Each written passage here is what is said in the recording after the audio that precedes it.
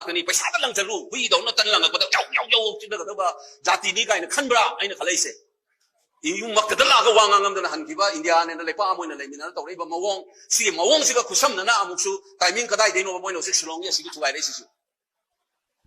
yen ngai ne Manipur praja se laurak pra mami pang pra yen ge na ngang gi ba mayam si ka do ra ken ai ko ji si khali to re ba se President rule ka thamjal aga tawrai bese moi si jong ta ai ta jong President rule ki mayok ta ngang se press conference ki kai di hana da ki akoi selfie masa ngang ni video su nai use ai na sun national TV da vote le tin ngang da President rule mayok ta na you are asking the wrong question and Rajib ta law ki yaw ni mamang thamam thok te na si su party politics ta akoi da sum tai na le asi thamjal ai akoi na nung do burai di Kashmir da kari thok hi sine me am ningchang bi brang de ai na vote ma dung ai ne hai je ge do Kananda sungang kita tasing lagi mukoi wana te. Atau pemilih ngang ngasih utara di Manipur lagi. Aina aja gimana? India ay balai pak sesang tak princely state mayam punjan gitu. Masa ki teritori kai dan cai humtrangan ler masa India da. Ahum kakang air bani. Ahum demam tak Kashmir tugai kare hantar torai birang cai Manipur sesu kamai tugai kata kena honrak teknik ni. Aina hanjan meeting kaya aina boleh tinggal di nan rabane.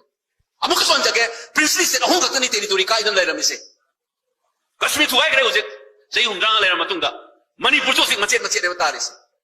Thum chapum da pulap le mina do manung da kauka ahum ma hapa ga box da hapa thambagi arth tho oi ba hen. Imung manung ne le mina ga chahum hum thugai ra ko do yung kai de na le ba hong de ba yung do building do kai de na.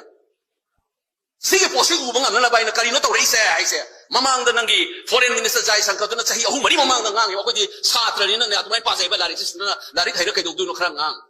Ako no re ne India ke foreign minister kari ngang gi sine ba. Sahi mari mangama na hamba paikala ko kai ngang gi da India cannot afford to live with unintegrated border region hai ni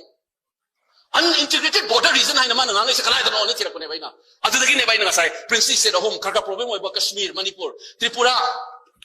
da kai roi kari no da ngai gi core ro community se minority on gam moi di threatening oi de was Manipur si da kan na sai yang len saru oi ba puru mai tai se kamai na corner to ko ni moi gi marak paisa tha jal laga hatong na ba chin jal laga i chai na da la na lam jing ne kai da khalai ba makok lai da ba mayam san ra ko lila da ne ba ko no si trap to ni se ko no se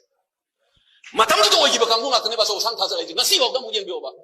a to sang ne ngasi rule to ba IS officer sing Manipur ki kadar ma sang ta na te ba se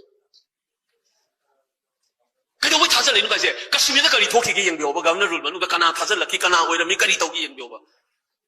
akoi na political delegation chalaga I could to guide